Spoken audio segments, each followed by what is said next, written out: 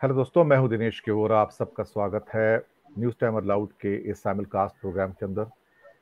दोस्तों, आज जिस विषय के ऊपर हम बात करने जा रहे हैं वो विषय है भारत की सेकंड बिगेस्ट मेजॉरिटी मुस्लिम्स के बारे में।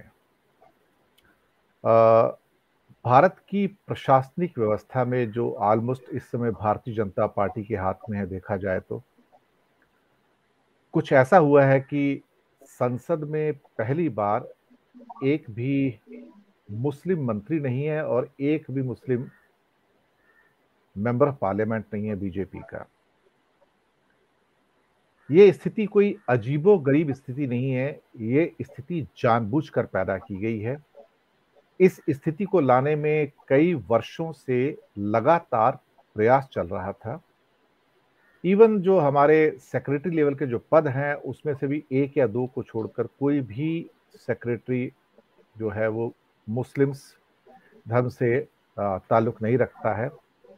और बाकी सरकारी विभागों में, उच्च वर्गों में और सेना के अंदर जो मुसलमानों की स्थिति है बहुत नगण्य होती जा रही है।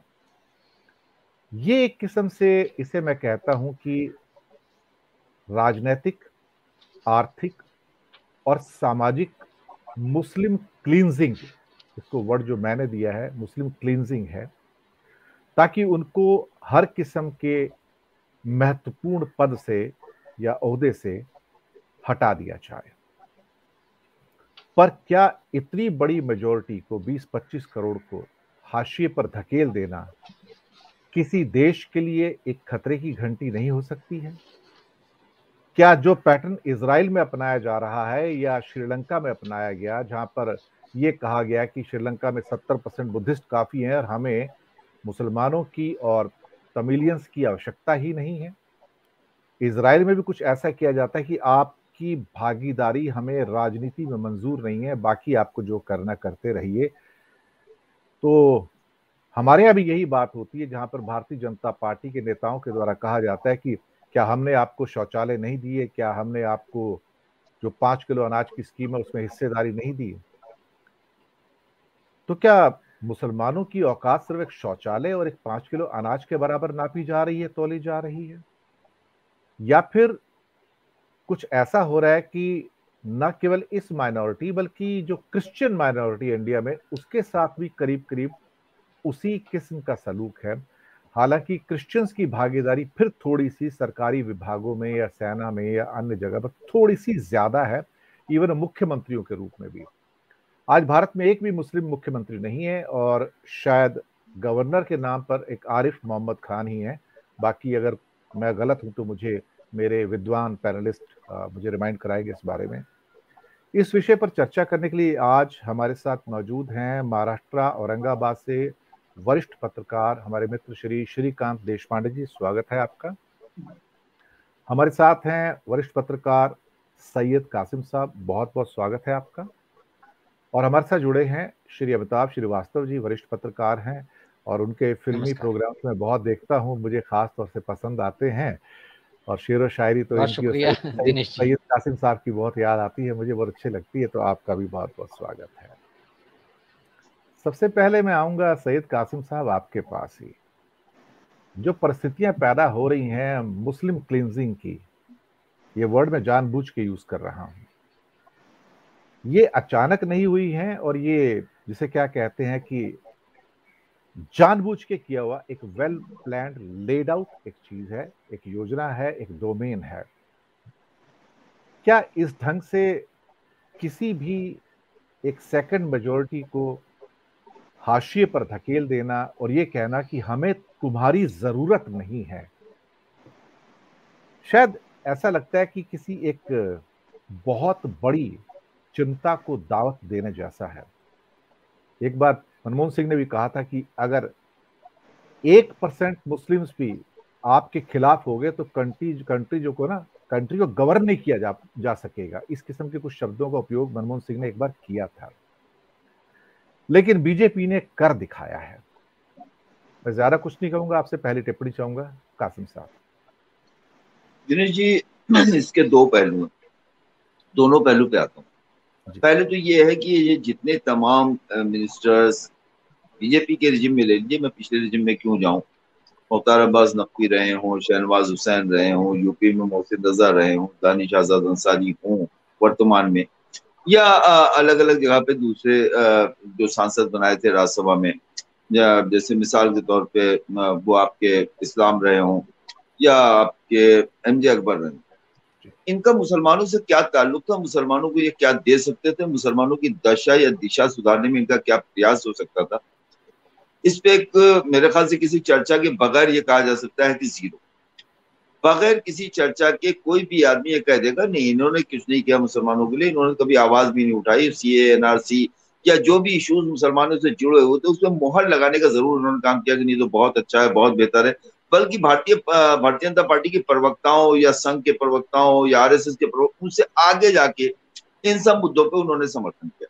लिंचिंग जैसी चीजों को भी उन्होंने उस पर मोहर लगाई कि कोई घटना नहीं है ऐसी, ये कोई बड़ी बात नहीं है तो हो जाए करती। ऐसे लोग अगर वो कैबिनेट में थे आज नहीं है, इससे मुसलमानों पर कोई फर्क नहीं पड़ता है, बल्कि मुसलमानों के लिए खुशी का मौका है कि ऐसे लोग जो इतने सालों तक मुसलमानों के नाम पर सिर्फ इसलिए कि उनका नाम मुख्तार है, सिर्फ इसलिए कि उनका नाम शहनवाज है, सिर्फ इसलिए कि उनका नाम मोहसिन रजा है, मलाई खा रहे थे और उनको आज मलाई नहीं मिल रही थी, मुसलमानों के लिए खुशी का मौका है।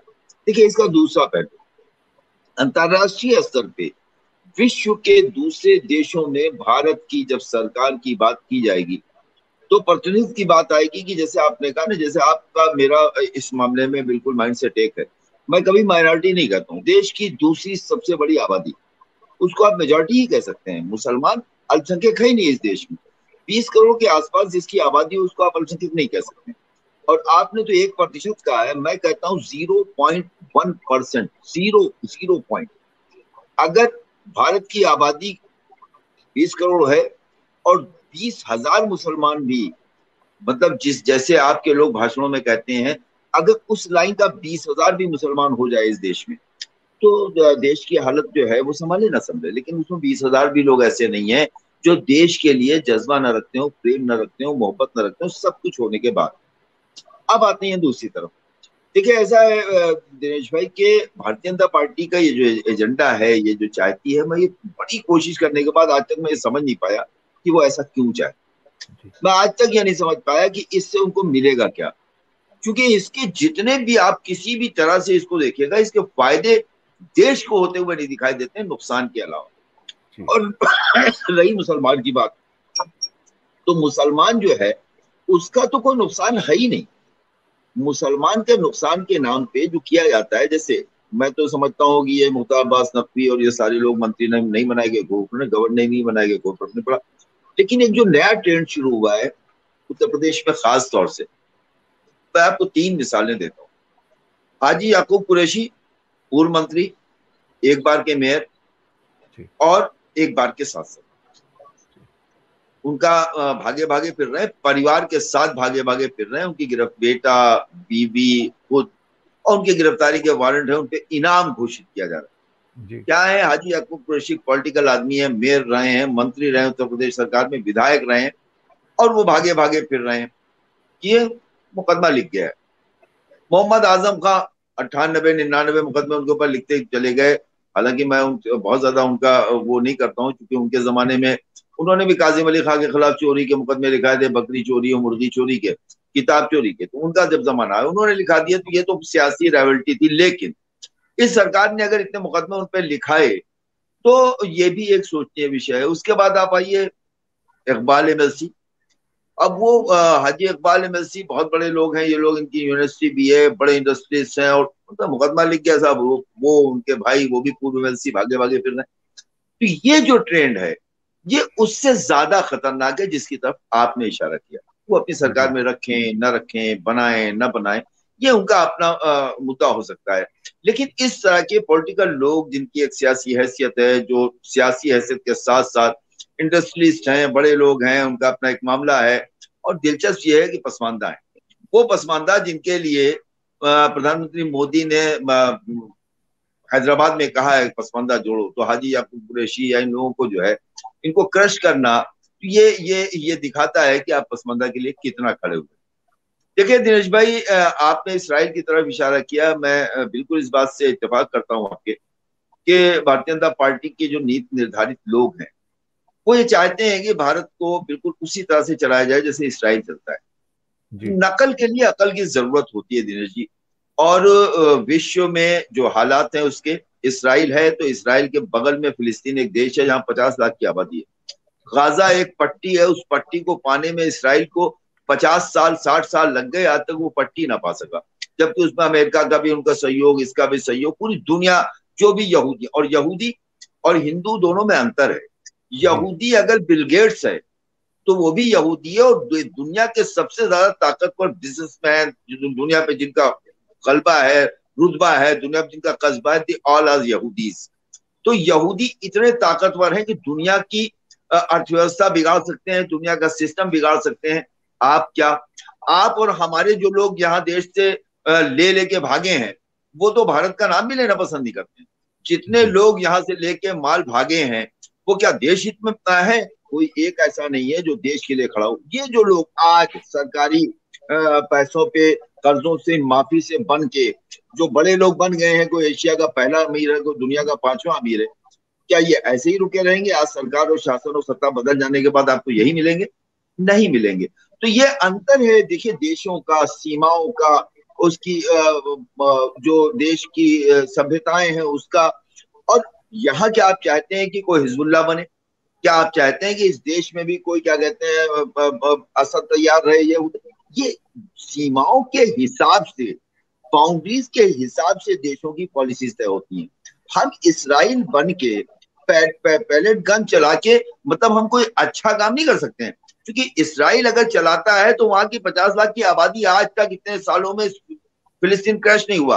आपकी आबादी 20 करोड़ से ऊपर है। तो क्या आप खाना जंगी चाहेंगे? क्या आप चाहेंगे देश का माहौल खराब हो? नहीं चाहेगा, कोई भी सरकार नहीं चाहेगी। फिर ऐसा क्यों? सवाल ये है, क्वेश्चन मार्क ये है कि ऐसा क्यों? अब ये ऐसा क्यों पे जो है, इसमें मंथन करने की जरूरत है कि क्या कोई सरकार, कोई देश का प्रधानमंत्री, गृह मंत्री, देश को चलाने वाली संस्थाएं, क्या ऐसी कोई पॉलिसीज बना सकती हैं जिससे देश को नुकसान हो? ये एक ऐसा प्रश्न चिन्ह है कि जो मैं श्रीकांत जी, दिनेश जी, अमिताभ जी, आपसे इसका जवाब चाहूंगा। मैं अक्सर मैं इस पर सोचते सोचते मैं एकदम वो हो जाता हूँ कि ऐसा क्या है कि हम अपने हर कदम से देश के लिए कमजोरी, देश के लिए दिक्कतें, जैसे भी 30,000 करोड़, 3,000 करोड़ रुपए खर्च करके उत्तर प्रदेश में लुलू माल बना दिया यूसुफ ने ये पैसा देश से निकाल के नहीं लगाया था। विदेशी इन्वेस्टमेंट है, ग्लोबल इन्वेस्टमेंट है। हम तो मोदीज हमारे ले लेके भाग रहे थे। तमाम भाई जिनको संबोधन में हमारे प्रधानमंत्री जी ने भाई कह के संबोधित किया, फलाने भाई, वो फलाने भाई भी लेके भाग गए।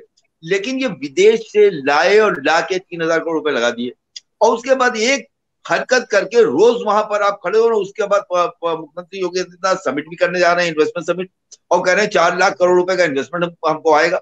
तो ये सवाल ये पैदा होता है कि इस तरह की हरकतें जो लंपट तत्व करते हैं, जिनको भारतीय जनता पार्टी ने फ्रिंज एलिमेंट लंपट खुद कहा है, वो लंपट तत्व करते हैं, उसका नुकसान किसको होता है? सरकारों को नहीं होता, देश को होता है। अगर किसी जिले को भी नुकसान होगा दिनेश भाई, तो देश को नुकसान होगा। प्रदेश की तो बात ही जाने दी।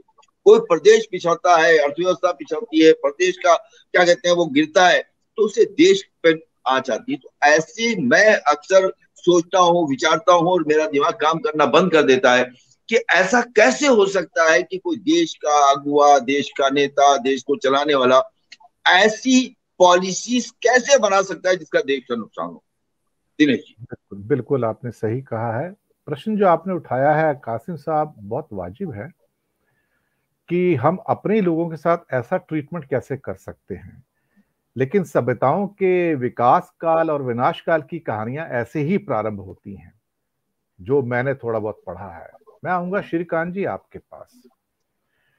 दरअसल जो जिक्र मैंने शुरुआत में किया और बाद में कासिम साहब ने भी किया कि इजराइल का पैटर्न है, भारत को इजराइल से मोहब्बत है, चलिए जरूर रखिए, मोहब्बत करने में कोई बुराई नहीं है। लेकिन आपकी जो जमीनी हकीकत है और जो इजराइल की जो जमीनी हकीकत है, दोनों में जमीन आसमान का फर्क है, दोनों की सोच में फर्क है, दोनों की समस्याओं में फर्क है। लेकिन आप इजराइल को एज ए इंस्पिरेशन लेते हैं या फिर पूरा का पूरा इजराइल यहां पर लागू करने का प्रयास करते हैं और ये कहते हैं कि हमारे लिए ये 78% 77% काफी है, हमें आपकी जरूरत नहीं है। बल्कि उसमें से सिखों को और क्रिश्चियंस को भी निकाल देते, वो कहते 70% काफी है। ये वही बात है जो बुद्धिस्टा श्रीलंका में कहते थे कि अब 70% बहुत है, मुसलमान और तमिलों की हमें जरूरत नहीं है। ये मेरे लोग जो राजा पक्षस कहते थे, कुछ ऐसा ही यहां पर हो रहा है कि हमारे 70% काफी है, हमें बाकियों की जरूरत ही नहीं है देखा जाए तो। अब ये 70-75% काफी है। अगर इनको लगता है कि ये सब कुछ ये खुद ही कर सकते हैं, तो इनके क्या इरादे हैं, अल्टीमेटली क्या कहना चाहते हैं, ये कहाँ जाएं देश छोड़ के, कहाँ जाके बस जाएं? हमें कहते हैं, सीधा कहते हैं हमें आपकी जरूरत नहीं है, तो ये कहाँ जाएंगे अल्टीमेटली? ये सिख कहाँ जाएंगे, ये क्रिश्चियन कहाँ जाएंगे, ये मुस्लिम कहाँ जाएंगे, और बाकी लोग कहाँ जाएंगे जो माइनॉरिटीज के अंदर हैं? श्रीकांत जी। अभी मैं कासिम साहब को सुन रहा था और उन्होंने जो मुद्दे उठाए हैं वो सही मायने में बहुत उस पर मंथन होने की बहुत जरूरत है, आवश्यकता है।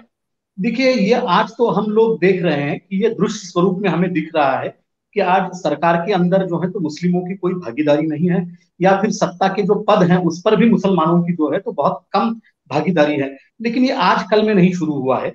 मुझे याद है कि 1999 में जब एक मत से अटल बिहारी वाजपेयी जी की सरकार गिर गई थी, तो भाजपा के उस वक्त के जो उपाध्यक्ष थे बलबीर कुंज, तो उन्होंने कहा था कि मुसलमानों के पास, देश के अंदर जो मुसलमान हैं उनके पास एक वीटो है जो सरकार को चलाते हैं, और अगले कुछ दिनों में, अगले कुछ सालों में हमारा ये प्रयास रहेगा कि हम इस पिक्चर को चेंज कर देंगे। और मुझे लगता है कि तभी से ये सब चल रहा है। और उसके बाद में जो है, अगर आप देखेंगे कि 2014 की लोकसभा में भारतीय जनता पार्टी ने 6 मुसलमानों को टिकट दिया था, उनमें से एक भी जीत नहीं पाया। 2019 में 7 लोगों को टिकट दिया था, एक भी जीत नहीं पाया। अगर आप असम की बात करें तो असम में हर 3 मुसलमान वोटर्स के पीछे एक मुस्लिम व्यक्ति है। 2016 में और 2021 में जो विधानसभा के चुनाव असम के अंदर हुए, उसमें भारतीय जनता पार्टी ने कुल मिला के 17 लोगों को टिकट दिया था, उसमें से केवल एक ही व्यक्ति जो है असम के अंदर जीत पाया है। मतलब भारतीय जनता पार्टी की जो एक ऐसी सोच है कि मुसलमानों के बगैर वो चुनाव जीत सकता है, तो ऐसे में उनके लिए एक स्पष्ट मैसेज वो देना चाहते हैं कि यहाँ के जो हिंदू आज तक जातिगत बटे हुए थे, ओबीसी थे, एससी थे, एसटी थे, या किसी भी अन्य प्रवर्ग से आते थे, तो भारतीय जनता पार्टी ने यह सुनिश्चित किया है कि उन्हें धर्म के नाम पर इकट्ठा करना चाहिए, और एक 50% वोट जो है वो धर्म विशेष के नाम पर वो इकट्ठा करते हैं। तो इसलिए शायद ऐसा है कि उन्हें अल्पसंख्यक जो वोटर्स हैं उनकी जरूरत नहीं है। जैसा कि अभी कासिम भाई ने बताया कि हैदराबाद के अंदर उन्होंने, प्रधानमंत्री जी ने अपने संदेश में कहा कि वो पसमानदा मुसलमानों के लिए जो है तो काम करना चाहेंगे, पसमानदा मुसलमानों के लिए नई स्कीम लाना चाहेंगे। जैसा कि 2 उपचुनाव उत्तर प्रदेश के अंदर हुए हैं, मुझे लगता है कि कासिम भाई उससे ज्यादा, मुझसे ज्यादा उनको उसकी जानकारी है। तो उन जगहों पर 8% से अधिक जो पसमानदा मुसलमान हैं उनके वोट भाजपा को मिले, ये एक अभी कहा जा रहा है। उसकी अभी सत्यता यथार्थता मेरे पास नहीं है, लेकिन कहा जा रहा है, हो सकता है कि यथार्थ भी हो। तो अगर ऐसा पसमानदा मुसलमान भाजपा के पास आता है, तो मुझे लगता है कि आगे चलकर भारतीय जनता पार्टी मुस्लिम वोटर्स को तवज्जो बिल्कुल ही नहीं देगी, जैसा कि आज भी नहीं दे रही है। उनके हिसाब में वो उनके वोटर है ही नहीं। जब वो नहीं है तो उनके लिए कुछ नई योजनाएं लाना या उनके लिए खास अलग से कुछ करना, ये भारतीय जनता पार्टी का एजेंडा नहीं है। दुर्भाग्यवश ये बात है कि देखिए, देश के अंदर 20 करोड़ से ज्यादा मुसलमान हैं। जैसा कि अभी कासिम भाई बता रहे थे कि उसमें से 20,000 भी ऐसे नहीं है जो देश के साथ एक साथ गद्दारी कर दे या देश के लिए देशद्रोह कर दे। अगर सच में ऐसी परिस्थितियां आती हैं तो गवर्नेंस चलाना आपके लिए मुश्किल होगा, आप देश को संभाल नहीं पाएंगे, एक गृह युद्ध की ओर आप जो है तो बढ़ते जाएंगे। लेकिन ऐसा सौभाग्य से ऐसा नहीं है, मात्र कुछ संत लोगों की वजह से ये सब जो भी है ये हो रहा है, और वो तो हर जगह मिल जाते हैं। जैसा कि अभी आप हनी ट्रैप में अगर नाम देखेंगे तो उसमें सब तरीके के नाम है, वो केवल एक समुदाय विशेष के नाम नहीं है, वो सभी जाति धर्म से उसके अंदर जो है तो आप नाम देखेंगे। तो सवाल ये है कि क्या इन 20 करोड़ मुसलमानों के साथ आप असहमति का जो है बनाए रखेंगे, और उनको अगर इस संसाधन में भागीदार नहीं बनाएंगे तो उनका आप करेंगे क्या? क्या आप हिटलर की नीति अपनाना चाहते हैं? क्या उनको आप मार देना चाहते हैं कि ये लोक संख्या ही खत्म हो जाए, ये एक जमात के जमात ही खत्म हो जाए? क्या ऐसी रणनीति आप बनाना चाहते हैं? जिस तरीके का माहौल अभी बन रहा है, कुछ छोटे मोटे जो चल रहे हैं, खासतौर पर उत्तर प्रदेश में बुलडोजर राज चल रहा है कि एक छोटी छोटी बात पर जो है, इससे पहले भी झगड़े दंगे या फिर जो भी छोटा मोटा काम होता था वो बिल्कुल और हर जगह होता है, लेकिन ये जो एक नई बुलडोजर वाली रणनीति अपना रहे हैं जिससे कि समुदाय विशेष के लोग एक डर के माहौल में जिए, इस तरह की जो रणनीति भारतीय जनता पार्टी या उसके सहयोगी संगठन चला रहे हैं, वो दुर्भाग्य से देश को एक नए गृह युद्ध की ओर ले जाएगा, ये आप बिल्कुल मान के चलिए। दूसरा, मैं आपका एक ध्यान और खींचना चाहूंगा कि परसों भागवत जो संघ के सरसंघ चालक हैं मोहन भागवत, उन्होंने अच्छी बात कही। ये एक उसमें अच्छी बात है कि उन्होंने ये जरूर कहा, पर उस पर अमल कितना करेंगे ये अभी मालूम नहीं है, लेकिन कहा तो है। उन्होंने कहा कि आप हर मस्जिद में शिवलिंग को नहीं ढूंढिएगा, इससे कुछ नहीं होगा। तो मुझे लगता है कि ये एक अच्छी बात है कि अगर संघ का सरसंघ चालक जो कहते हैं उस पर अगर भारतीय जनता पार्टी और उसकी जो आला कमान है वो अगर इस पर अमल करते हैं, इस विधान को पूर्ण रूप से स्वीकारते हैं, तो मुझे लगता है कि निश्चित इस देश के अंदर जो है तो मुसलमानों को या अल्पसंख्यक समुदाय जो है उसे एक मुख्य प्रवाह के अंदर, धारा के अंदर जो है तो जोड़ने में एक सहायकारी साबित होगा। आप एक बिल्कुल मान के चलिए कि अगर आप महासत्ता बनना चाहते हैं, अगर आप सुपर पावर बनना चाहते हैं, तो देश के एक बहुत बड़े तबके को आप बाजू साइड में नहीं रख सकते, क्योंकि अगर कल आप ऐसा ही करते हैं और इसमें अगर एक विद्रोह हो जाता है, उद्रेक हो जाता है, तो आपको देश की पूरी व्यवस्था संभालना आपके लिए मुश्किल हो जाएगा और आप किसी भी तरह से इसको संभाल नहीं पाएंगे। तो मुझे लगता है कि भारतीय जनता पार्टी उन्हें टिकट नहीं दे रही है, उनका सुनिश्चित नहीं कर रही है सरकार के अंदर उनका प्रतिनिधित्व, ये कोई बड़ी बात नहीं है, लेकिन एक शिक्षा के माध्यम से, एक अच्छी शिक्षा देकर या उनके लिए रोजगार का सुनिश्चित अवसर प्रदान करके अगर उन्हें मुख्य धारा के अंदर जोड़ा जाए तो निश्चित रूप से एक बहुत बड़ा जो है तो समस्या का समाधान हो सकता है। लेकिन मुझे अभी ये समझ में नहीं आ रहा है कि भारतीय जनता पार्टी और उसके जो सहयोगी संगठन हैं वो क्या नीति अपना रहे हैं। आप अब हिटलर के जमाने की बात और थी, जैसा इजराइल अभी कर रहा है, अपने हथकंडे अपना रहा है, लेकिन वहां पर क्या शांति है? क्या पिछले 50 साल से वो गाजा पट्टी को जीत पाए हैं? आज भी आए दिन वहां पर जिस तरीके से वारदातें घटती हैं, तो खुदा न खास्ता कहीं हमारे यहाँ भी ऐसी परिस्थितियां उत्पन्न न हो, इसलिए हमें जो है तो इन परिस्थितियों को बदलने के लिए सरकार के ऊपर जो है दबाव डालना चाहिए। एक समुदाय विशेष की ओर से यह दबाव जाना जरूरी नहीं है, क्योंकि वो तो अपनी मांगे रख ही रहे हैं, लेकिन उनके अलावा जो धर्मनिरपेक्षता को मानते हैं, जो ह्यूमन राइट्स को मानते हैं, आप जैसे हमारे जैसे लोग, इसके लिए इन्हें आगे आना चाहिए। लेकिन दुर्भाग्यवश जो है तो उनकी जो विरोध के स्वर हैं वो बहुत क्षीण हैं, ये एक बात उसमें देखी जाएगी। लेकिन निश्चित रूप से अगले कुछ बात मतलब अगले आने वाला जो समय है इसमें सरकार को या फिर जो भी हुकूमत है उनको इसके बारे में निश्चित रूप से विचार करना जरूरी है, वरना जो हालात हैं वो और तेजी से बिगड़ते जाएंगे, ऐसा मुझे लगता है। जी बिल्कुल, आपने सही कहा कि ऐसा कुछ ना हो जिससे भारत में एक नहीं बहुत सारी गाजा पट्टी पैदा हो जाए। मैं आऊंगा अमिताभ जी आपके पास। हमारे सामने पूरी देखा जा रहा है कि पूरी दुनिया में आज की डेट में अशांति है, भिन्न भिन्न विषयों के ऊपर अशांति है, आर्थिक विषयों पर है, राजनीतिक विषयों पर है, सामाजिक विषयों पर है। और भारत के कई कृत्य ऐसे हैं जहां भारत बिल्कुल एक परफेक्ट, और इसके ऊपर मैंने पूरा प्रोग्राम भी कर बैठा हूं कि पूरा सोवियत यूनियन बनने की ओर जा रहा है इस समय। जो उसके कृत्य हैं, एक नया सोवियत संघ बन रहा है जो पुराने जमाने का था। वहां पर धर्म विशेष को तो खैर टारगेट किया ही जा रहा है, इसमें कोई शक वाली बात नहीं है, लेकिन ऐसा लगता है कि एक सोच में ना, एक राष्ट्र की सोच में एक मैच्योरिटी आनी चाहिए 75 सालों के बाद, जिसकी कल्पना बाबा साहब ने की थी कि 75 वर्षों के बाद या कुछ दशकों के बाद भारत के अंदर जो लीडरशिप आएगी उसके अंदर इतनी विद्वता होगी, इतनी मैच्योरिटी होगी, इतनी विजडम होगी कि वो भारत के कमजोर तबके हों, कमजोर क्षेत्र हों, अपने कंधे पर लेकर उनको और अपनी बुद्धिमत्ता के बल पर उसको सारी समस्याओं से जूझकर निकल जाएंगे।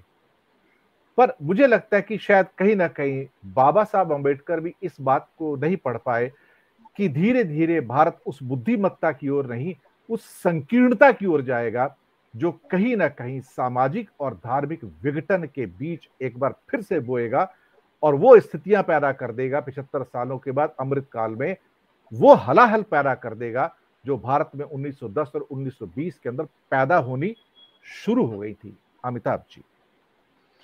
धन्यवाद दिनेश जी। देखिए, जो बातें अभी कासिम साहब ने और श्रीकांत जी ने कही हैं, मैं उसको आगे बढ़ाते हुए और आपने जो अभी वक्तव्य दिया उसमें इतना जोड़ूंगा कि ये जो चीज़ आप कह रहे हैं ये एक ऐसे समय में सब कुछ हो रहा है। जैसे आपने अमृतकाल का नाम लिया, तो आप देखिए जब हमारी सरकार यानी सरकार और उसके मुखिया यानी प्रधानमंत्री जी जब ये कहते हैं कि साहब हमको विभाजन विभीषिका स्मृति दिवस मनाना है, यानी हमें ये नहीं भूलना है कि बंटवारे की जो जख्म है हम उनको ना भूलें, है ना। तो सरकार जब ये चाहती है कि वो बंटवारा का जो जख्म है वो हरा भरा रहे, तो आप समझ जाइए कि उसकी मंशा क्या है। और उसमें उसमें ये जो बात हम लोग कर रहे हैं शुरू से कि मुसलमानों को एमपी नहीं है, एमएलए नहीं है, ये वगैरह वगैरह, ये सारी बातें कासिम साहब ने कही, मैं उनसे इत्तेफाक रखता हूँ कि इससे कोई फ़र्क नहीं पड़ता कि कोई मोहसिन रज़ा एमएलए है या नहीं, या कोई मतलब मुख्तार अब्बास नकवी एमपी है या नहीं, या मंत्री है या नहीं, वगैरह वगैरह। क्योंकि ये दरअसल क्या कर रहे थे मुसलमानों के भले के लिए, ये नोट करने वाली बात। ये ठीक वैसी बात है कि जैसे द्रौपदी मुर्मू अगर राष्ट्रपति मतलब जब राष्ट्रपति बन जाएंगी तो उससे आदिवासियों का क्या भला होगा, ये हम सब जानते हैं। सिवाय इसके कि आप एक नोशनल और एक जो जिसको ऑर्नामेंटल कहते हैं या एक मतलब डेकोरेटिव आइडेंटिटी जैसी बात हो जाएगी, वो एक अलग मसला है। मुसलमानों का ये जो मामला है, देखिए दिनेश जी, कासिम साहब मुझसे बेहतर जानते होंगे मुझे उम्मीद है, और श्रीकांत जी भी। ये जो चीज़ है ये आज की नहीं, श्रीकांत जी ने बिल्कुल बहुत सही बात कही कि आज का मसला नहीं, और वो 99 की बात कर रहे थे। मैं आपको और पिछले जाता हूँ, लगभग 40 साल पीछे, मतलब आज़ादी के बाद का जो 5-6-7 साल का काल है मैं उसमें ले जाता हूँ। 1953 में नेहरू का मतलब ये मैं बता रहा हूँ तो ये दस्तावेजी चीज़ है कि नेहरू जी ने 1953 में कहा कि भाई जो मुस्लिम रिप्रेजेंटेशन है उसको लेकर के हालत बहुत ख़राब है। मतलब केंद्रीय सचिवालय में जो कर्मचारियों में मुसलमानों की जो रिप्रेजेंटेशन है, जो उनका प्रतिनिधित्व है वो बहुत कम है। अगले साल फिर उन्होंने मुख्यमंत्रियों को चिट्ठी लिखी 1954 में, जिसमें उन्होंने कहा कि साहब रक्षा विभाग में, जो आप भी कह रहे थे कि पुलिस में, आर्मी में उनकी जो गिनती है वो कम होती जा रही है, ये 1954 का है। और उन्होंने कहा कि एक चीज जोड़ दूं, जो हमारे इंटेलिजेंस के डिपार्टमेंट्स हैं वहां तो बिल्कुल ही नगण्य वाली स्थिति है, ये भी मैं जोड़ देता हूं। जी। तो मैं अर्ज करना चाहता हूं कि ये 1954 की बात मैं बता रहा हूं, और आज हम 2022 में चर्चा कर रहे हैं कि मुसलमानों को ये नहीं मिल रहा, वो नहीं मिल रहा। तो 54 में जबकि नेहरू युग अपने उरूज पर था, मतलब आज़ादी के 7 साल बाद नेहरू जी उस वक्त हीरो थे पूरे हिंदुस्तान के ही नहीं पूरी दुनिया में, है ना, और एक नया भारत करवटें ले रहा था। लेकिन उस वक्त भी ये चिंताएं थी कि हाँ साहब मुसलमानों को जो उनका प्रतिनिधित्व होना चाहिए उस तरह से उनको वो नहीं मिल रहा है। तो क्या चीज़ रही होगी वो जो जिसने उनको मतलब जो ये चीज़ नहीं आ पा रही थी, इस पर हमको सोचना चाहिए। सच्चर कमेटी की रिपोर्ट मनमोहन सिंह के टाइम पर आई है। ये मतलब मनमोहन सिंह की का कलेजा था कि उन्होंने अपने प्रधानमंत्रित्व में सच्चर कमेटी गठित की, और उसने जो रिपोर्ट दी उसने सरकार के परखचे उड़ा दिए, सरकार के मतलब सिस्टम के परखचे उड़ा दिए। उसने कहा कि भाई मुसलमानों को इतने सालों में कुछ नहीं मिला।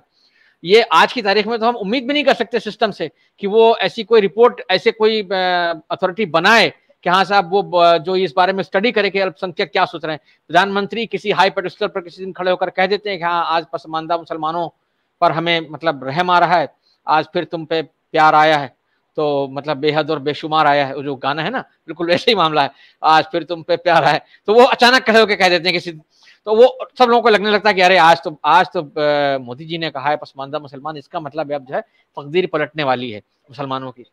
मैं आपको अल्लामा इकबाल का एक शेर सुनाता हूँ। अल्लामा इकबाल का जो तराना हिंद है बहुत मशहूर है कि सारे जहाँ से अच्छा हिंदुस्तान हमारा, तो वो पूरा तराना हिंद तो बहुत मशहूर है, बहुत सारे हम सब लोगों को याद है, स्कूलों में हम लोगों ने प्रार्थना में भी पढ़ा है असेंबली में। उसका आखिरी शेर जो है वो बड़ा बहुत दिलचस्प है और बहुत मानी खेज है। उसका आखिरी शेर है, इकबाल कोई महरम अपना नहीं जहां में, इकबाल कोई महरम अपना नहीं जहां में, मालूम क्या किसी को दर्दे निहा हमारा। तो ये जो दर्दे निहा वाली बात है, कासिम साहब समझ गए। मैं दर्दे निहा का मतलब है जो छुपा हुआ दर्द है आपका, जो छुपी हुई तकलीफ है, जो जाहिर नहीं हो रही है ऊपर से। तो दर्दे निहा जो मुस्लिम समाज का है, मालूम क्या किसी को दर्दे निहा हमारा, ये इकबाल ने कहा था। और हम जानते हैं कि इकबाल का इंतकाल हो गया था 1938 में, यानी आज़ादी या बंटवारा जो भी आप कह लीजिए, उससे पहले वो गुजर गए थे और वो ये हालात देखने के लिए नहीं रहे। लेकिन जो मुस्लिम समाज की स्थिति थी, जो उस शेर वो उन्होंने उस दौर में कहा था, यानी तराना हिंद के आसपास, तो वो आज भी वही चीज है कि दर्दे निहा जो है वो मुस्लिम समाज, यानी जो अभी कासिम साहब ने लुलु मॉल का एग्जाम्पल दिया। अब आप सोचिए कि एक मॉल में मुसलमान बन करके कोई वहां नमाज पढ़ने पहुंच जाता है, वहां नमाजें होती हैं और साहब उस पर तमाशा हो जाता है, तमाम सारे लोग इकट्ठा हो जाते हैं और जब गिरफ्तारियां होती है उसमें से 3 हिंदू निकलते हैं, 3 नाम हिंदू हैं उसमें जो आए। तो आप इससे अंदाजा लगा लीजिए किस तरह का तमाशा चल रहा है। सरकार एक लेवल पर कुछ कहती है, वो जो मधुलिमय का एक सेंटेंस था ना, 5 हेडेड मॉन्स्टर, तो मैं इस जो मौजूदा निजाम है मैं उसके लिए बिल्कुल वही चीज समझता हूँ कि ये 5 हेडेड मॉन्स्टर वाली बात है। आरएसएस है, बीएचपी है, बजरंग दल है, बीजेपी है, सरकार है, तमाम सारे और इनके और जो नए नए संगठन बन रहे हैं, हिंदू महासभा भी एक्टिव हो चुका है और नए संगठन दिन ब दिन कुछ कुछ आते जा रहे हैं। तो तमाम जो है वो सब अलग अलग भाषाओं में बातें करते हैं। कोई बहुत कभी कभी उदार हो जाता है, जैसे मोहन भागवत किसी दिन कहते हैं कि साहब मुसलमानों के बगैर आप हिंदुत्व की कल्पना नहीं कर सकते, तो सुनने में बहुत अच्छा लगता है। लेकिन वही मोहन भागवत जो है वो ये नहीं, इस पर कभी कोई कड़ी प्रतिक्रिया नहीं देते कि जिस तरीके से मुसलमानों की लिंचिंग हुई, जिस तरीके से मतलब हिजाब पर, हलाल पर और तमाम मतलब उनके रोजगार पर हमला हो रहा है। किसी बेचारा कोई खोमचे वाला अगर आपको बताइए किसी अखबार में लपेट के कुछ खाना दे दे, उस अखबार में उस मतलब पुड़िया में किसी हिंदू देवी देवता की तस्वीर बनी है और इसी बात पर उसके साथ बदसलूकी हो जाए, कोई चूड़ी वाला कहीं पकड़ा जा रहा है, कोई गाड़ी वाला कहीं पकड़ा जा रहा है, किसी से सामान नहीं लिया जा रहा है, किसी डिलीवरी बॉय को मारा जा रहा है। तो ये जो चीजें हैं ना, ये दिनेश जी, ये जो आप जो सवाल उठा रहे हैं कि साहब मुसलमानों का मतलब प्रतिनिधित्व संसद में और विधानसभाओं में कम हो गया या राष्ट्रपति उपराष्ट्रपति नहीं बन रहे हैं, उससे ज्यादा बड़ी बात यह है कि मुसलमान जो है समाज में जिस तरीके नहीं, मैं आपकी बात को और इकोनॉमिक भी जोड़ा है मैंने उसमें। बिल्कुल ठीक है, मैं उसको कहीं काउंटर नहीं कर रहा हूं। मैं सिर्फ इतना कहना चाह रहा हूं कि जो हम राजनीति के चश्मे से देखना चाह रहे हैं या हम जो आमतौर पर देखते हैं, उससे ज्यादा खराब हालत जो है समाज में, जो एक विभाजन की भावना यानी मानसिकता जो पैदा की गई थी, जो 1947 के टाइम पर थी, जो जिन्ना साहब और सावरकर जैसे लोग, दोनों लोग जो पैदा कर रहे थे, जिन्होंने पैदा किया और अल्टीमेटली मतलब हिंदुस्तान तकसीम हो गया। तो वो जो चीज है वो हमें, मेरे ख्याल में वो ज्यादा खतरनाक और वो ज्यादा चिंतनीय चीज है कि समाज में जब आप इस तरह की मानसिकता पैदा कर देते हैं कि साहब मुसलमानों का एक तरीके से ऑस्ट्रेसाइजेशन चालू हो जाए, तो वो जो चीज है वो बहुत खतरनाक है। और वो जो मैंने कहा 5 हेडेड मॉन्स्टर वाली बात वो इसलिए कही क्योंकि एक तरफ तो सरकार पसमानदा मुसलमानों की बात कर रही है, दूसरी तरफ जो है वो हम ये भी देख रहे हैं कि साहब एक कोई मोहम्मद जुबैर है जिसको एक बार जमानत, एक तरफ जमानत मिलती है, दूसरी तरफ उसको जेल भेज दिया जाता है। सुप्रीम कोर्ट का कहना पड़ता है भाई ये बेल का और इसका क्या तमाशा चल रहा है। सुप्रीम कोर्ट ने आकर जब उसको बेल दी तो जस्टिस चंद्रचूड़ की पीठ ने यही कहा कि भाई ये क्या हो रहा है, ये लगता है ये कुछ गेम चल रहा है कि एक तरफ बेल मिल रही है, दूसरी तरफ वो जेल जा रहा है। तो ये जो मामला है, जी आपको टोक रहा हूँ, आज नुपुर शर्मा को सुप्रीम कोर्ट ने बेल दी है। बिल्कुल, हाँ, जी बिल्कुल। और बेल देने के साथ उन्होंने ये कहा है कि ये जो मुकदमे इन पे लिखे गए वो आइंदा जो लिखे जाएंगे वो उनमें भी बेल दे रहे हैं। जी बिल्कुल। अब आप ये समझ लीजिए कि इंटरेस्टिंग ये है कि वो सुप्रीम कोर्ट जिसने कहा था कि जो राजस्थान में है उसकी जिम्मेदार नुपुर है। बिल्कुल, और वही भी इसी बेंच ने कहा था सर, पार्टी वाला जी एक्चुअली सुप्रीम कोर्ट भी दोष मुक्त नहीं है। मैं आपको बता दूं, आज की डेट में सुप्रीम कोर्ट अपने आप को दोष मुक्त नहीं समझे। अगर वो दूसरों पर उंगलियां उठा रहे हैं तो आज उसके ऊपर भी उंगलियों की कमी नहीं है, अच्छी खासी उंगलियां उठ रही है कोर्ट के ऊपर। उन्हें भी अपने कंडक्ट के ऊपर विचार करना चाहिए। और मुझे ये शब्द बहुत आदरणीय रूप से मैं कह रहा हूं कि सुप्रीम कोर्ट को ये सोचना चाहिए कि वो क्या कह रहा है और क्या कर रहा है। जी सर वो जी मैं बस एक शेर कह के अपनी बात खत्म करूंगा। आपने सुप्रीम कोर्ट का जिक्र छेड़ दिया, इसलिए मुझे वो शेर याद आ गया अचानक से बातचीत में कि लश्कर भी तुम्हारा है, सरदार तुम्हारा है, तुम झूठ को सच लिख दो, अखबार तुम्हारा है। इस दौर के फरियादी जाएं तो कहां जाएं, सरकार तुम्हारी है, दरबार तुम्हारा है। तो ये जो सुप्रीम कोर्ट है, सुप्रीम कोर्ट का इस सरकार और दरबार वाले सिस्टम से अलग तो है नहीं। Supreme court is part of the the regime. तो वो जो रिजीम है वो उस रिजीम का हिस्सा है। तो वो जो बात है ना, सुप्रीम कोर्ट जुबैर को जमानत देते वक्त जो है वो जिस तरह के हीले हवाले करता है या जो चीजें होती हैं, और नुपुर शर्मा को मतलब क्या कहा जाए, उसको आगामी मामलों में भी जो है जमानत दे दी जाती है इस तरह के मामलों में। तो ये जो चीज है ये अपने आप में बहुत दिलचस्प है। तो जो जिस समस्या पर हम चर्चा कर रहे हैं और जो बात मैं कहना चाह रहा था इतनी देर से, मैं कह रहा हूं कि जो समाज है, हमारा समाज जहां लाके खड़ा कर दिया गया है, ये बिल्कुल 47 वाले मुहाने पर खड़ा है। और ये बहुत दुर्भाग्यपूर्ण है कि जिस साल हम आज़ादी का 75वां मतलब समारोह मना रहे हैं, जिस साल हमको और ज्यादा संजीदा होना चाहिए अपने मुल्क के हालत को लेकर के, उस वक्त हमारे देश में ऐसा नफरत का माहौल, ऐसा बो दिया गया है, इतना ज्यादा उसको कर दिया गया है कि लोग हिंदू मुसलमान के सिवाय किसी और चश्मे से चीजों को देखना नहीं चाहते हैं। ये बहुत खराब बात है। और इसके लिए मतलब जो हम लोग हैं, जैसे हम और आप जो कमेंटेटर्स हैं या जो हम लोग अपने अपने स्पेयर्स में जहां काम करते हैं, उनका ये फर्ज है कि साहब वो इस चीज को बराबर हैमर करें कि ये जो है ये सियासत इस बात से कहीं ज्यादा बड़ी है कि हाँ साहब, क्योंकि आप जब माहौल बनाएंगे तब तो मुसलमान को नौकरी मिलेगी। अगर मान लीजिए सरकारी नौकरी में नहीं जा रहा, आईएएस नहीं बन रहा है, वो पुलिस वाला नहीं बन रहा है, अगर वो बेचारा खोमचे वाला है या दुकान लगा रहा है या कुछ भी काम कर रहा है, तो आप तो उसको दुकान भी नहीं लगाने देंगे। आप एक बड़े लुलु मॉल की हजारों करोड़ का इन्वेस्टमेंट है, सही कहा कासिम साहब ने। अब अगर उस लुलु मॉल को आप डिस्टेबलाइज करना चाहते हैं, उसको किसी भी तरीके से आप जो है वो बदनाम करना चाहते हैं या किसी तरीके से मतलब आप ये चाहते हैं कि साहब उसके बहाने हम जो है पूरी कम्युनिटी को कहीं ना कहीं स्टिग्मेटाइज कर दें, तो वो जो चीज है वो बहुत खतरनाक है। इस पर हमें जो है सोचना चाहिए। बिल्कुल बिल्कुल। मैं आता हूँ, दूसरे चक्र को हम थोड़ा छोटा रखेंगे, ऑलमोस्ट करीब 3 से 4 मिनट में अपनी बात को पूरे करने का प्रयास करेंगे ताकि समय सीमा के अंतर्गत हम अपने कार्यक्रम को समाप्त भी कर सकें। तो प्रार्थना सभी विद्वान पैनलिस्ट से है। दरअसल अमृत काल में हलाहल काफी मात्रा में है, कम मात्रा नहीं, काफी ज्यादा है, पर आज शिव कोई नहीं है जो अपने गले में से धार ले। कासिम साहब, वो गाना याद आ गया, मुझे भी कभी कभी इंस्पिरेशन मिल जाता अमिताभ जी से, तो शुक्रिया। हम लाए हैं तूफान से कश्ती निकाल के, इस देश को रखना मेरे बच्चों संभाल के। अपने वक्त में गाना बड़ा पॉपुलर था और बड़ा मीनिंगफुल था और आज भी मीनिंगफुल है। सोचा तो यही था कि हमारे बच्चे इस मुल्क को संभाल कर रखेंगे, लेकिन मुसीबत यह है कि इन बच्चों ने कभी आज़ादी की जो लड़ाई थी उसमें कोई भाग तो लिया नहीं, तो उन्हें आज़ादी की कीमत नहीं पता है।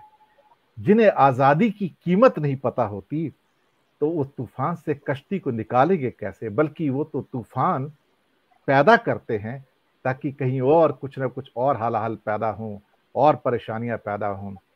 तो मुल्क के लिए उनकी जो एक तरह से कहा जाए जो इज्जत होनी चाहिए थी वो नजर नहीं आती है। हाँ, राष्ट्रवाद का नाम हर जगह सुनने को मिलता है, बाकी हर घर तिरंगा लहरा दो या जो मर्जी कर दो, पर साथ में अगर आप हलाहल घोल रहे हो तो फिर मुल्क को इस तूफान से निकालेगा कौन?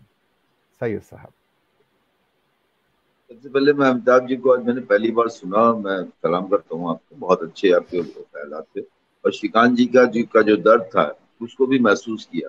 देखिए, मैं एक बात तो दिनेश जी अक्सर कहता हूँ, आज फिर कहता हूँ अपने इस पे, और मैं थोड़ा जल्दी जल्दी बोलता ही हूँ इसलिए तो समय की कोई सीमा मेरे साथ रहती नहीं, समय मैं बहुत जल्दी खत्म कर देता हूँ। मैं कहना ये चाहता हूँ कि हिंदुस्तान में कभी भी मुसलमानों के नेता, मुसलमानों के लीडर, मुसलमानों के अगवा, मुसलमानों के हमदर्द, कोई मौलाना आजाद, कोई जौहर और क्या कहते हैं, कोई फखरुद्दीन अली अहमद और कोई क्या कहते हैं सलमान खुर्शीद, कोई आरिफ मोहम्मद खान, कोई मुसलमानों का न लीडर रहा, न मुसलमानों ने उन पर भरोसा किया।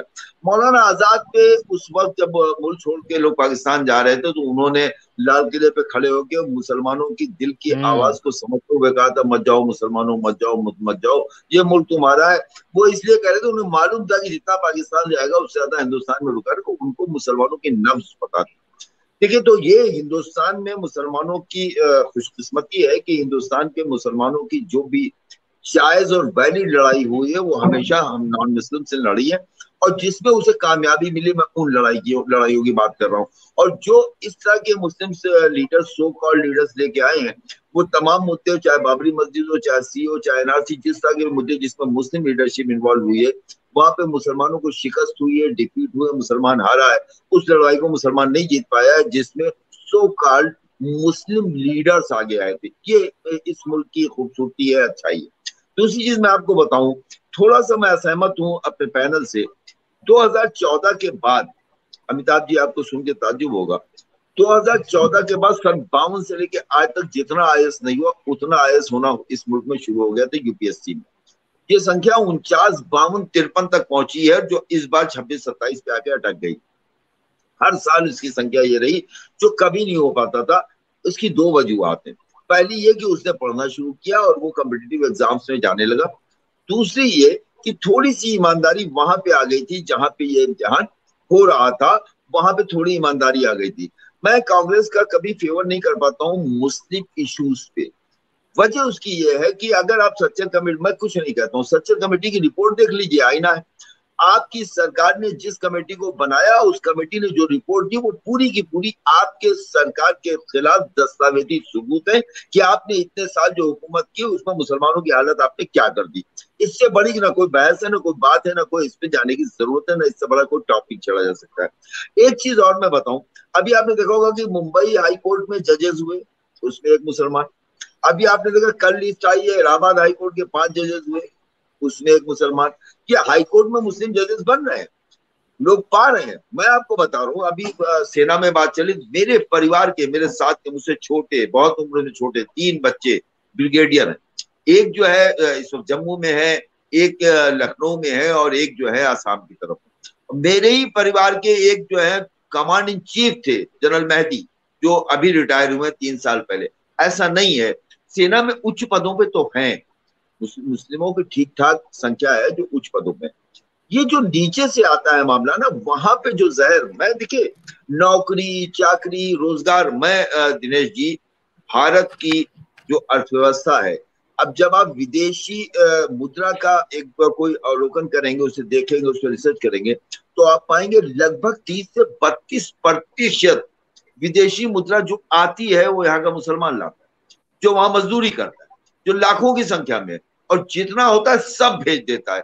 और बाकी जो हमारे आप वाले जो समाज के लोग हैं, जो यूके क्या कहते हैं, यूरोप और यूएस में रहते हैं, वो जितना कमाता है सब रख लेता है। कभी 150 पाउंड, 10 पाउंड, 20 पाउंड, कभी माँ को, कभी भतीजे को, कभी बर्थडे के लिए भेजते, वरना जितना कमाता है वहीं रखता है।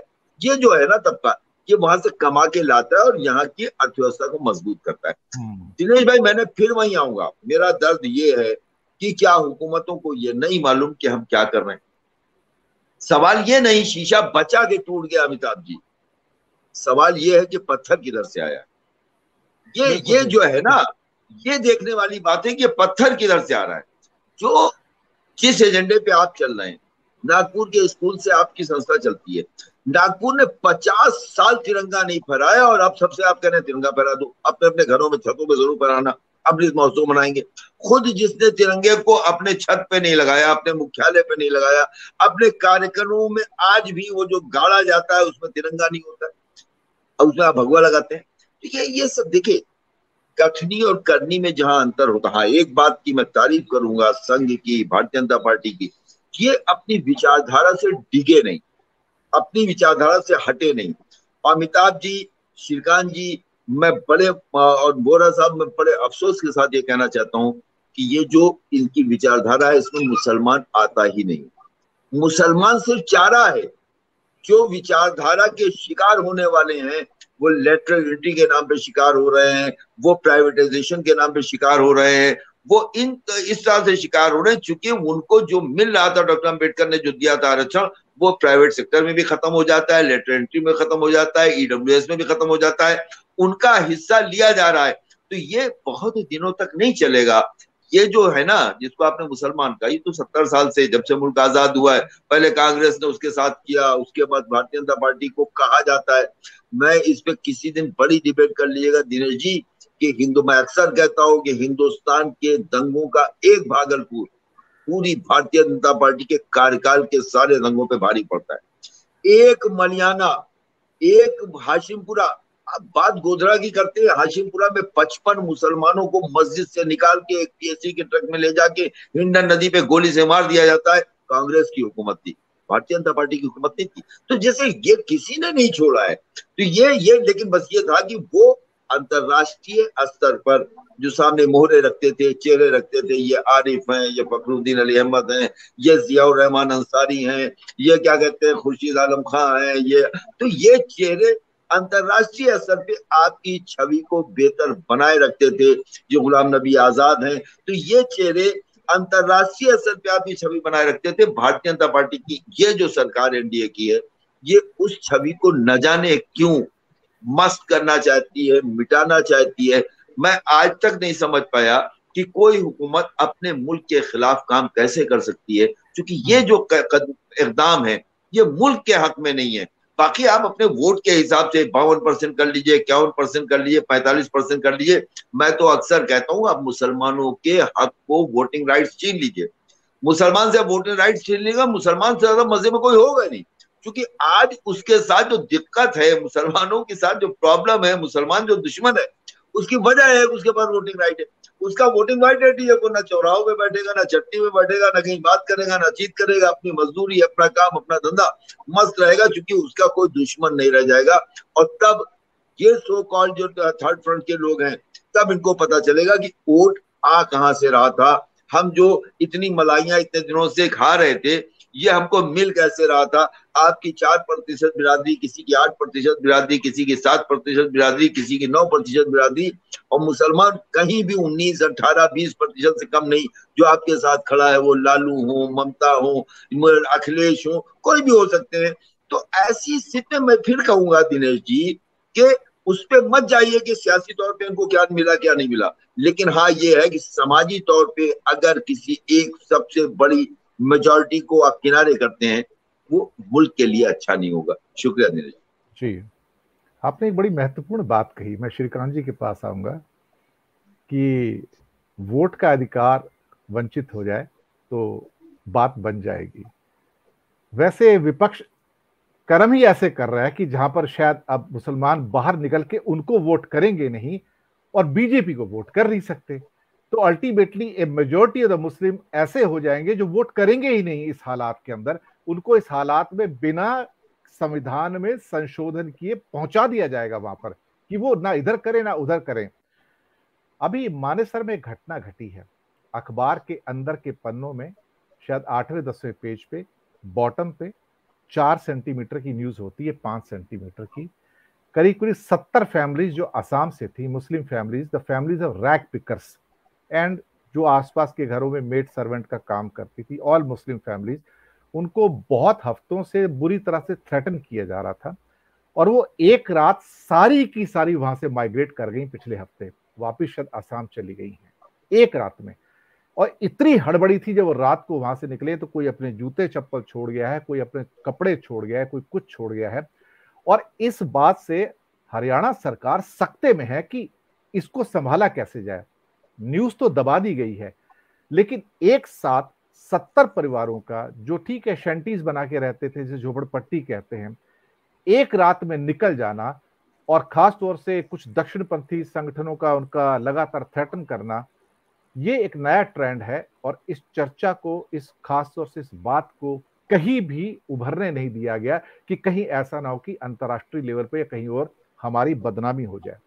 इसी के विपरीत श्रीकांत जी, अमेरिका अगर महान बनता है, ब्रिटेन अगर महान बनता है, तो वो मेल्टिंग पॉट ऑफ कल्चर्स हैं। वह सब लोग आते हैं, सब लोग एक साथ रहते हैं, सब लोग प्रोग्रेस करते हैं, रिसर्च करते हैं। अभी एक छोटा सा एग्जांपल मैं देता हूं कि एक बड़े खूबसूरत फोटोग्राफ आए हैं वेब उसके अपना क्या कहते हैं ना ब्रह्मांड के ऊपर से, जेम्स वेब टेलीस्कोप से। तो उसमें एक भारतीय रिसर्चर भी है उसके अंदर जो बेसिकली काम कर रही हैं और वो मुस्लिम हैं। उनका कहना है कि इंडिया में बेसिक रिसर्च को किल किया जाता है, इसलिए हम वहां काम ही नहीं कर पाते हैं, वहां पहुंच नहीं पाते हैं। आप कहोगे बेसिक रिसर्चर तो आपको मार देंगे, खत्म कर देंगे, ऐसा है कि बिल्कुल नेस्तनाबूद कर देंगे, आप कर ही नहीं सकते हो। तो जब तक इंडिया अमेरिका से, ब्रिटेन से ये नहीं सीखता कि हम एक मेल्टिंग पॉट ऑफ कल्चर्स बन जाएं, तब तक हमारी तरक्की नहीं होगी। और हम फिर वही, यहाँ पर एक कांस्टेबल एक शिक्षक से ज्यादा पावरफुल होगा, यहाँ पे एक पुलिस इंस्पेक्टर या एक आईएएस अफसर है वो बड़े वैज्ञानिक से उसकी ज्यादा इज्जत होगी। और ये विरोधाभास की स्थितियां जो मानेसर में हुआ है वो हो सकता है भारत के अन्य क्षेत्रों में भी हो। एक छोटी सी घटना थी जो मैंने आपके सामने बयान की, आपसे एक छोटी टिप्पणी लूंगा, इसके बाद हमारी दशा दिशा क्या होगी। जैसा कि आपने बताया कि अमेरिका और ब्रिटेन जैसे जो देश हैं उनमें आप अगर बाहर से जाते हैं तो वो आपको वहां पर आपको घुलने का मिलने का जो है तो पूरा अवसर दिया जाता है, आपके साथ ऐसा व्यवहार नहीं किया जाता। अगर आप अमेरिका की बात करते हैं तो अमेरिका तो एक मूलतः एक निर्वासित लोगों के द्वारा बनाया गया देश है। रेड इंडियंस जो है वो वहां के मूल निवासी थे, वो तो अब रहे नहीं, लेकिन बाकी जो अन्य क्षेत्रों से, अन्य देशों से, बाहर से जो लोग आए उन्होंने अमेरिका को बनाया। और आप देखेंगे कि अमेरिका जो है वो अपने आप में एक महासत्ता है, एक नंबर का देश जो है बना हुआ है। लेकिन दुर्भाग्य से जो है तो हमारे यहाँ पंडित नेहरू के बाद उस ऊंचाई का एक जो नेतृत्व है वो देश के अंदर ऐसा पैदा नहीं हो सका जो इस बात को समझ सके। आप कुछ हद तक इंदिरा गांधी को भी उसमें शामिल कर सकते हैं, लेकिन उसके बाद में जो है तो देश के एक समुदाय विशेष को, एक बहुत बड़ी लोक संख्या जिसकी है, उसको देश की मुख्य धारा के अंदर जोड़ना चाहिए, ये समझने वाला, ये सोच रखने वाला प्रधानमंत्री हो या कोई भी जैसा अब देश का नेतृत्व करने वाला जो नेता है वो दुर्भाग्य से नहीं हुआ है। और 1989 के बाद में अगर आप देखेंगे तो उसके बाद में देश के अंदर 30 साल तक लगभग जो है तो मिली जुली सरकारों का एक असर रहा है 30 साल तक। 1914 में ये चित्र बदला है, उसके बाद में जो है तो एक पक्ष की सरकारें बनना शुरू हुई हैं। लेकिन 1989 के बाद में खास तौर पर जहां राम मंदिर निर्माण का आंदोलन शुरू हुआ बाबरी मस्जिद के खिलाफ, और उसके बाद में फिर काशी और मथुरा का भी नारा उठने लगा, तो ये जो है देश के अंदर एक वैचारिक तरह का कलह जिसे कहा जाएगा वो 1989 के बाद में खास तौर पर शुरू हुआ। और तब से अगर आप देखेंगे कि पिछले 30 साल में संघ परिवार जो है वो अपनी राजनीति, अपनी रणनीति जो है उसको आगे रखने में बहुत बड़े तरीके से कामयाब रहा कि हिंदू वोटर्स को एक तरह से उन्होंने अपने तरफ खींच लिया है और समुदाय विशेष के वोट नहीं मिलते हैं फिर भी हमें कोई परवाह नहीं है, हम अपने बलबूते पर जीत सकते हैं, तो इनको और कितना हाशिए पर धकेल सकते हैं, ये एक जो सोच है वो बिल्कुल उनके यहाँ तैयार हो रही है। और उन्होंने उसका इस्तेमाल जो है तो 14 के बाद में पुरजोर तरीके से किया है। लेकिन जैसा कि मैंने कभी भी कहा था अपने पिछले वक्तव्य में कि एक 20 करोड़ की आबादी जिनकी है या फिर उनसे अन्य समुदाय भी हैं जिसमें क्रिश्चियन भी हैं, सिख भी हैं और अन्य छोटे समुदाय जो हैं वो भी हैं, तो आप अगर इनको मुख्य धारा से नहीं जोड़ते हैं तो आप एक देश के रूप में प्रगति जो है वो नहीं कर सकते। आपके जो प्रगति के पहिए हैं वो वहीं रुक जाएंगे, आप इससे ज्यादा और कहीं नहीं जा सकते। अब आज आप जैसा कि कासिम भाई ने बहुत महत्वपूर्ण बात कही और मैं उससे एकदम सहमत हूँ, हालांकि ये पहलू समझ में आना चाहिए था पहले ही, लेकिन उन्होंने जो है तो उसको अधिक स्पष्ट किया कि जो अरब कंट्री या मिडिल ईस्ट कंट्रीज में यहाँ के जो मजदूर बंधुआ लोग जाते हैं और वो वहां दिहाड़ी मजदूरी ही करते हैं, काम करते हैं या फिर नौकरी करते हैं, तो वो लगभग उसमें से 100% पैसा जो है वो भारत में भेजते हैं। और ये बिल्कुल सही बात है। अगर आप देखेंगे कि केरल की नर्सेस जो हैं वो सबसे ज्यादा अपनी सेवाएं जो है वो अरब कंट्रीज मिडिल ईस्ट में अपनी दे रही हैं और उनका पूरा पैसा जो है वो यहाँ पर आता है। तो एक विदेशी चलन के रूप में अगर आप इसको देखेंगे तो एक बहुत बड़ी बात अपने आप में है। और जैसा कि बाकी जो बुद्धिजीवी लोग हैं वो अपना पैसा वहीं रखते हैं, वो यहाँ नहीं भेजते हैं, तो एक बहुत बड़ी बात है। अगर को आप इसी तरीके से समुदाय विशेष को हाशिए पर धकेलते रहे तो कल को अगर मिडल ईस्ट और बाकी के देश आपके ऊपर बैन लगाते, जैसा कि नुपुर शर्मा के मैटर में हुआ कि खाली एक बार कहा क्या दिया कि आपकी तो पूरी सिद्धि पिट्टी गुम हो गई, आपको उनको पार्टी से निकालना पड़ा, उनको बर्खास्त करना पड़ा, 6 साल के लिए निलंबन करना पड़ा। मतलब आप इसका महत्व समझते हैं कि अंतरराष्ट्रीय विकास में या फिर आर्थिक स्थिति की दिशा में क्या हो सकता है, इसका एक केवल मात्र उदाहरण था, लेकिन आपने उससे कोई बोध नहीं लिया। ये दुर्भाग्य की बात है। मुझे लगता है कि अगर ऐसी घटनाएं और घटती रही तो देश के अंदर जो है तो और ज्यादा मुसीबतें झेलनी पड़ेगी। और इसलिए सरकार या जो भी सरकार का नेतृत्व कर रहा है, जो इसकी विचारधारा मानते हैं, उनको ये बात को समझ लेना चाहिए कि उन्हें ज्यादा देर तक या फिर बहुत अधिक समय तक अपना ये जो आप चला रहे हैं इसको आप ज्यादा देर तक आगे नहीं ले जा सकते, वरना जो भी है देश के अंदर श्रीलंका जैसी जो हालात है वो पैदा होने में बहुत ज्यादा समय नहीं लगेगा। और इसका कारण केवल यही होगा कि आप एक समुदाय विशेष को नकार रहे हैं, उसके साथ कोऑपरेट नहीं कर रहे हैं, या फिर उन्हें आर्थिक हाशिए पर धकेलने की जो है तो आपकी मंशा है, लेकिन यह आपके लिए आर्थिक संकट का निमंत्रण हो सकती है। इस बात को हमें जल्दी समझ लेना चाहिए बस। बिल्कुल आपने सही कहा कासिम साहब, और श्रीकांत जी ने बड़ी महत्वपूर्ण बातें कही। एक वर्ड यूज किया गया, माइग्रेंट्स। तो पिछले साल मैंने एक टोनी जोसेफ की बुक और मेरी अपनी रिसर्च के बेस पे मैंने एक अच्छा एक एपिसोड तैयार किया था 1 सवा घंटे का, जिसमें 80-90 स्लाइड्स भी हैं एक्चुअली, और उसको मैंने 2-3 बार रिपीट किया, बाद में फिर दोबारा से भी रिकॉर्ड किया था कि यहाँ ओरिजिनल कोई नहीं था, सब माइग्रेंट्स ही हैं। भारतीय भूभाग के अंदर जो पहला माइग्रेशन हुआ है वो 60,000 साल पहले हुआ है, और उसके बाद ऑस्ट्रेलिया में 55,000 साल पहले हुआ जो यहाँ से आगे बढ़े, यूरोप में 40,000 साल पहले हुआ है, लैटिन अमेरिका और नॉर्थ अमेरिका में 30,000 साल पहले हुआ है। ये डीएनए थ्योरीज हैं साहब, ये कोई हवा की बातें नहीं है।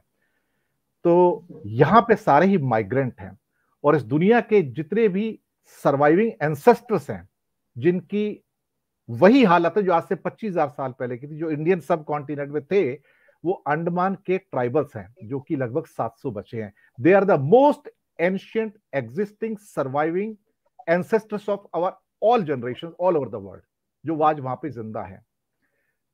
लेकिन कुछ लोग समझ रहे हैं कि उस धरती के मालिक है और बाकी किराएदार है ना, यही शो करने की कोशिश की जा रही है ना। आज तो जो द्रविडियंस थे, द्रविडियन वही थे जो ट्राइबल्स हैं, खासतौर से अंडमान निकोबार के, वही सेम डीएनए है, लेकिन आर्यंस का डीएनए अलग है सर। वो पूरी मेरी रिसर्च है उसके ऊपर जो मैंने पेश की हुई है।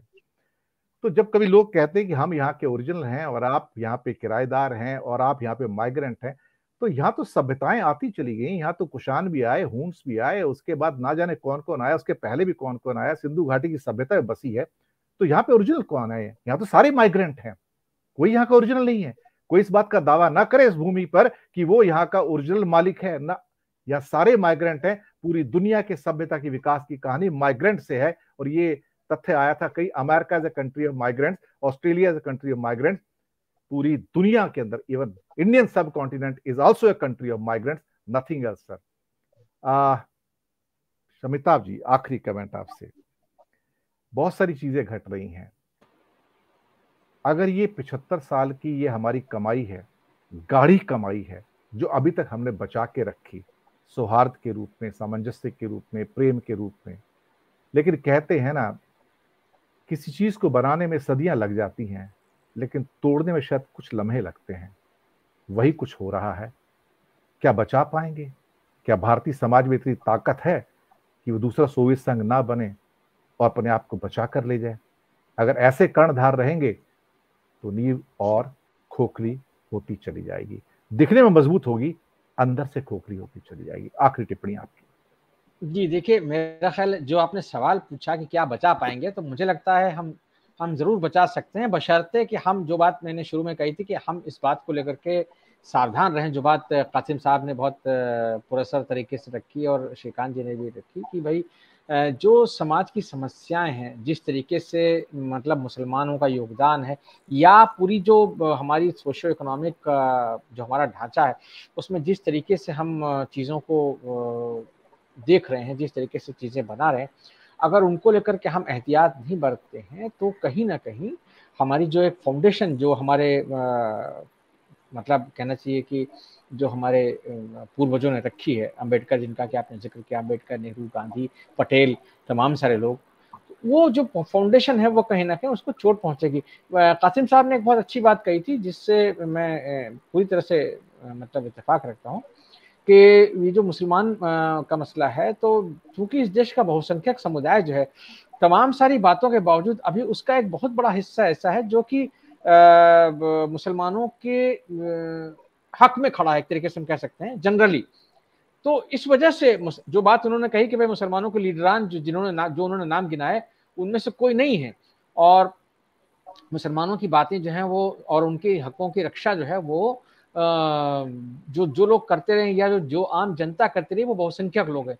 तो एक तो वो बात है, और इसीलिए जो बात मैंने कही थी कि जो नफरत का जहर घोला जा रहा है समाज में, बहुसंख्यक समुदाय को अल्पसंख्यक समुदाय के खिलाफ खड़ा किया जा रहा है या उसको उसका दुश्मन बता के प्रचारित किया जा रहा है, वो चीज जो है उसको थ्वाट करने की जरूरत है। वो जो रात इंदौरी का एक शेर है ना कि लगेगी आग तो आएंगे घर कई जद में, गली में सिर्फ हमारा मकान थोड़ी है। तो वो जो आप अगर आग लगाएंगे समाज में तो ऐसा नहीं है कि मुसलमान जल जाएंगे और हिंदू बच जाएंगे, ऐसा तो नहीं है। तो ये समझने की बात है, और ये मेरे ख्याल में इस सियासत को समाज को समझने की ज्यादा जरूरत है। मतलब सियासत जो जिनका काम है वो तो कर ही रहे हैं, जिनका काम अगर समाज में बंटवारा कराना है या जो नफरत की सियासत करके ही वोट पाते हैं वो अपना काम कर रहे हैं, करते रहेंगे, वो अपनी आदत से बाज नहीं आएंगे जब तक कि उनको नेस्तनाबूद न कर दिया जाए जनता द्वारा। तो ये जनता को काम करना, लोकतंत्र में अगर जनता सचमुच, जिसको कहा जाता है जनता जनार्दन होती है, तो अगर वो है, उसको अपनी ताकत का अंदाजा है, वोट की ताकत का अंदाजा है, तो वो उस ताकत के हवाले से, उसके जरिए से ये काम कर सकती है कि वो जो लोग समाज को बांटना चाहते हैं, लड़ाना चाहते हैं लोगों को आपस में जात के नाम पर, धर्म के नाम पर, उनको जो है वो पीछे करे। ये सियासत समझनी होगी और इस सियासत को हमें खत्म करना होगा। जब जनता में इस तरह की जागृति आना शुरू हो जाएगी, जहां जहां आती, देखिए हमने देखा है कि विपक्ष की सरकारें जहां जहां बनी है या जहां जहां बची हैं, जैसे ममता बनर्जी का केस ले लीजिए, तो वहां जनता समझ गई कि बीजेपी के तमाम हल्ले के बावजूद, इसके बावजूद कि हम 200 सीटें लाएंगे, ये होगा, और मीडिया बहुत जोर शोर से उसका प्रचार कर रहा था, उसके बावजूद जो है ममता बनर्जी की सरकार को वो हिला नहीं पाए। उनकी ताकत जरूर बढ़ी बीजेपी की, लेकिन फिर भी सरकार वहां पर अभी मतलब ममता बनर्जी की ही है। तो इस तरह से जो चीजें जहां जहां होंगी वहां हम देख पाएंगे। दिल्ली में जैसे हम देखते हैं कि दिल्ली में मतलब केंद्र सरकार की नाक के नीचे अरविंद केजरीवाल जो है दो टर्म से मुख्यमंत्री बने हुए हैं, और वो वही दिल्ली का वोटर है जो लोकसभा में बीजेपी को वोट देता है, लेकिन जब विधानसभा की बात आती है तो उसको पानी, बिजली या जो भी समस्याएं हैं, जो भी बातें हैं, उनके आधार पर वो अपनी लोकल सरकार चुनता है, और वो उसने आम आदमी पार्टी को दो टर्म से लगातार उसने वोट दिया है। तो ऐसा नहीं है, जहां जहां ये चीजें समझी जाएंगी वहां वहां ये हालात जो है वो उस तरह के दिखेंगे कि हाँ ये पॉलिटिक्स हार रही है, इसको हराया जा सकता है। बीजेपी ने जो ये मिथ क्रिएट किया है कि वो अपराजेय है, वो इनविंसिबल है, उस इनविंसिबिलिटी को बार बार तोड़ा गया है। लेकिन हमारी जैसे हिंदी पट्टी जिससे कि मैं आता हूं, और जहां की हम लोग चर्चा कर रहे हैं, लुलु मॉल वगैरह जहां की बातें हैं, वहां जो हालात है वहां डिफरेंट है, और वहां विपक्ष को अपनी ताकत को मतलब नए सिरे से पैदा करना होगा, नए सिरे से अपनी जड़ें तलाशनी होंगी, नए सिरे से अपने आप को मजबूत करना होगा। कांग्रेस एकदम खत्म हो चुकी है। तो ऐसे हालात में सर मतलब बिल्कुल वही चीज आएगी सामने। अगर आप जनता अगर होशियार है, जनता अगर इन चीजों को समझती है, और विपक्ष अगर मतलब जिसको कहते हैं ना कि अपना डू और डाई वाली जो बात थी गांधी की, बिल्कुल उसी अंदाज में विपक्ष को इस समय काम करना है। उनको सड़कों पर रहना चाहिए, विपक्ष के नेताओं को सड़कों पर रहना चाहिए, जबकि हम देखते हैं कि जो हुलिगन्स हैं वो सड़कों पर रहते हैं, जो राइट विंग फोर्सेस हैं या जिनको फ्रिंज एलिमेंट कहा जाता है वो सड़कों पर है। तो ये जो चीजें हैं ये ठीक नहीं है। कहीं ना कहीं इनका इलाज जो है वो विपक्ष की जो एक्टिविटी है उसमें है, जनता की समझदारी में है, और हमारी जुडिशरी जो है अगर वो मतलब ठीक चीजें पकड़ने लगे और ठीक मामलों में सही से इंसाफ करने लगे। जैसे आज ही एक फिल्मकार अविनाश दास है, उनको गिरफ्तार कर लिया गुजरात की पुलिस ने मुंबई में। तो अब ये जो चीजें हो रही हैं, एक ट्वीट के मामले में उनको भी गिरफ्तार कर लिया गया, जैसे जुबैर का मामला था। तो अब ये जो बातें हो रही हैं, ये चीजें जो है अब ये खतरनाक है। कुल मिलाकर के ये आपके समाज को कहीं ना कहीं उसमें एक अलग तरह का तनाव पैदा करती है कि जो भी बोलेगा वो पकड़ा जाएगा। तो जो आवाज उठाएगा उसको वही रमना साहब कह रहे थे, रमना साहब वही कह रहे थे कि सब वो अंधाधुंध गिरफ्तारियां हो रही हैं आज की डेट में इंडिया में। मैं एक छोटे से रमन्ना साहब की कोर्ट, रमन्ना साहब का जो सुप्रीम कोर्ट है वो बेल नहीं देता है ना। मुसीबत तो ये कि बाकी कोर्ट भी तो उनके ही हैं। नहीं, बाकी कोर्ट भी उनके ही हैं देखा जाए तो। बिल्कुल सही है। मैं तो यही कह रहा हूँ ना, जुडिशियरी मतलब बातें अच्छी करना बहुत अच्छी बात है, लेकिन जो मतलब कथनी करने वाली बात है उसको थोड़ा देखना पड़ेगा। बिल्कुल। सुप्रीम कोर्ट भी आजकल क्या उपदेश ज्यादा देता है और न्याय कम देता है देखा जाए तो। अपनी 2-4 पंक्तियों से मैं भी अमिताभ जी से प्रेरित हो जाता हूँ। लिखता तो हूँ, मैं पहले से लिखता आया हूँ और सुनाकर फिर मैं कार्यक्रम का समापन करता हूँ। ये कुछ महीने पहले लिखी थी। तुम्हें फर्क नहीं पड़ता पर हमें फर्क पड़ता है। कोई तो है जो शहर में दंगे करता है। तुमने आंखें और कान बंद कर लिए होंगे पर तुम्हारे पाप का जुर्माना कोई तो भरता है। साजिश करने वाले शहर के निगहबान हैं अब। साजिश करने वाले शहर के निगहबान हैं अब। सच ये है कि दंगों में गरीब का ही घर जलता है। कोई पत्थर फेंकता है तो कोई आग लगाता है। इस पागलपन में यहां कोई मासूम ही मरता है। इस बिसात में इंसान को दांव पे लगाया जाता है। इस बिसात में इंसान को दांव पे लगाया जाता है। इस बेहुदा सियासत से खुद खुदा भी डरता है। तुम्हें फर्क नहीं पड़ता पर हमें फर्क पड़ता है। ये लिखा था, दर्द है लेकिन कभी कभी जाहिर हो जाता है अल्फाज में।